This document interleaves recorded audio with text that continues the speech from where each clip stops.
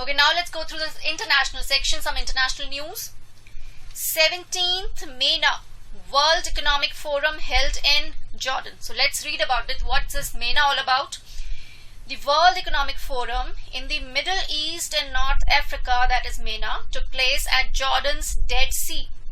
The forum assembled more than 1,000 government, business and civil society leaders from more than 50 countries. The forum was themed on three major visions: generating job opportunities, empowering Arab women, and promoting the most intriguing startups that have joined the region's industry over the past years. World Economic Forum's headquarters, they are located at Geneva, Switzerland, and the founder and executive chairman is Mr. Klaus Schwab. I hope that's clear. Now let's see the next news. Indian peacekeepers awarded UN Medal of Honor. The total of 150 Indian peacekeepers serving with the UN mission in South Sudan have received medals of honor for their dedicated service and sacrifice.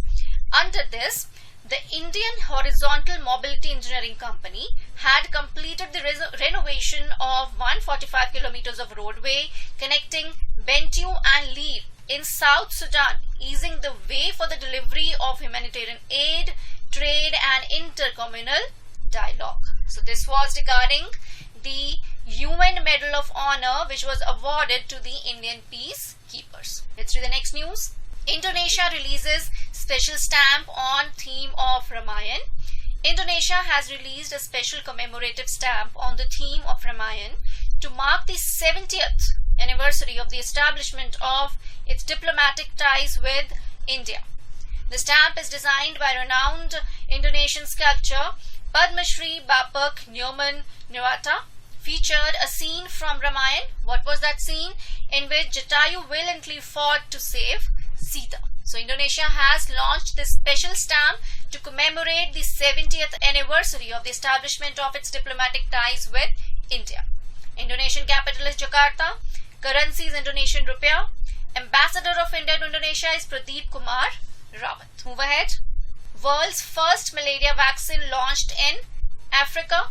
The world's first ever malaria vaccine was launched in a pilot project in the Africa's Malawi. The country is the first of three in Africa in which the vaccine known as RTS will be made available to children up to the 2 years of age. Ghana and Kenya will introduce the vaccine soon. About 93% of the world's malaria-related deaths in 2017 occurred in Africa. WHO headquarters, again, they are located in Geneva, Switzerland, and Director General is Tedros Adhanom. I hope you remember that. Let's move ahead. Let's now see some important news under Index section. India ranks 17th in global startup ecosystem. India was ranked 17th position among the 100 countries in startup ecosystem ranking for 2019, which is released by Startup Blink. It was ranked 37th spot last year. It takes into consideration startup ecosystems of 1,000 cities and 100 countries for the ranking. China was ranked 27th. Bangalore, New Delhi and Mumbai were the top cities in the Indian startup ecosystem. So India was ranked 17th in this global startup ecosystem index. The top three countries are: first position went to United States, second to United Kingdom, third to Canada. I hope that's clear. Now let's move ahead. Now let's go through some important military exercises that took place. Indo-Sri Lanka joint exercise, that's named Mitra Shakti 6, concludes. The 6th edition of the joint military training exercise between the Indian Army and the Sri Lankan Army exercise Mitra Shakti concluded in Sri Lanka. Started in 2013. So these exercises were started in 2013. Exercise Mitra Shakti is in continuation of a series of joint exercises that is conducted annually as part of military diplomacy to enhance cooperation between the armies of India and Sri Lanka. So this is about Mitra Shakti, a military exercise between India and Sri Lanka. India-Singapore joint military exercise Bold Kurukshetra 2019. Military forces of India and Singapore got together to participate in a joint exercise in Babina Cantonment in Jhansi. The 3-day exercise, Bold Kurukshetra 2019, is being conducted to develop military technology, boost maritime security, and bolster the nation's fight against terrorism. So this was about Bold Kurukshetra, a joint military exercise between India and Singapore. Let's move ahead. India's first indigenously built Dhanush howitzer inducted into Army. Let's read this news in detail. India's first indigenously designed and developed Dhanush artillery gun was inducted in the Indian Army during a ceremony held at Ordnance Factory in Jabalpur, Madhya Pradesh. The Army had placed an order for more than 110 of these guns with the Ordnance Factory. Dhanush 155mm 45 caliber towed gun system can be deployed in all types of terrains. The Dhanush gun system is based on the designs of the Bofors howitzer, which was inducted in the Army in the 1980s and would be the third type of artillery gun to be inducted into the force after the K9 Vajra and the M777 ultra light howitzers. Okay, so this was regarding the Dhanush howitzer, which has been recently inducted into Army. General Bipin Rawat is the present Chief of Army Staff of Indian Army. I hope that's clear. Let's see the next news. Morocco US Joint Military Exercise African Lion 2019 starts in Morocco. The joint military exercise between Morocco and the US, which is named as African Lion 2019, kicked off in southern Morocco.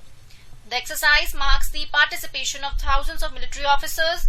The exercise will include various types of training, including command post, maneuvering, peacekeeping operations, and aerial refueling. Regarding the Moroccan capital, it is Rabat and currency is Moroccan dirham. I hope that's clear.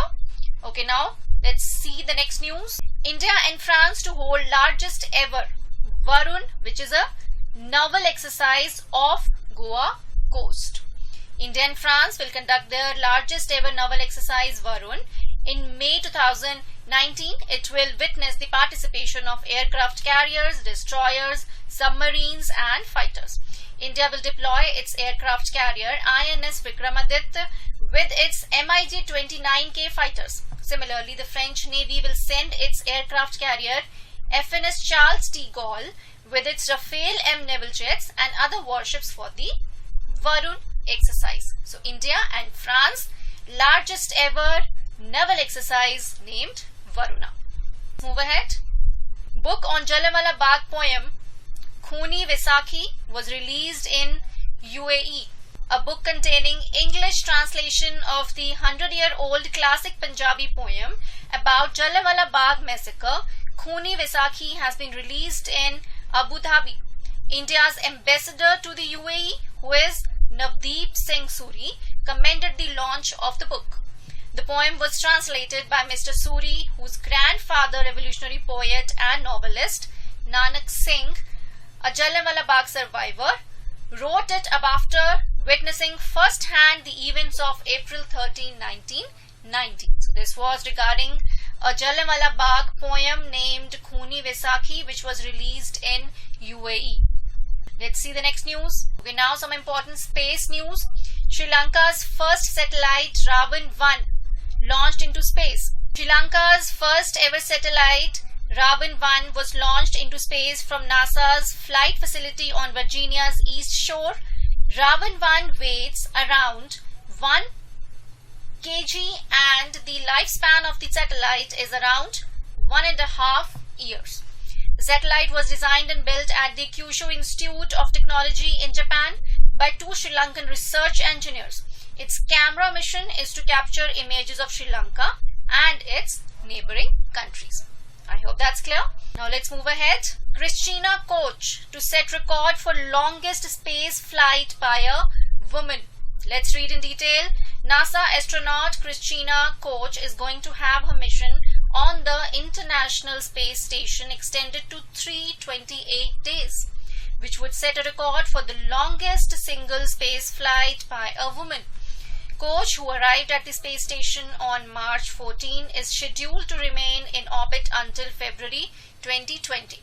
Will eclipse the record of 288 days set by former NASA astronaut Peggy Whitson in 2016-17. So this was about Christina Koch, who will set a record for longest space flight by a woman. So students, these were some of the important news covering the months of March and April 2019. I hope you found it useful. Thank you for watching.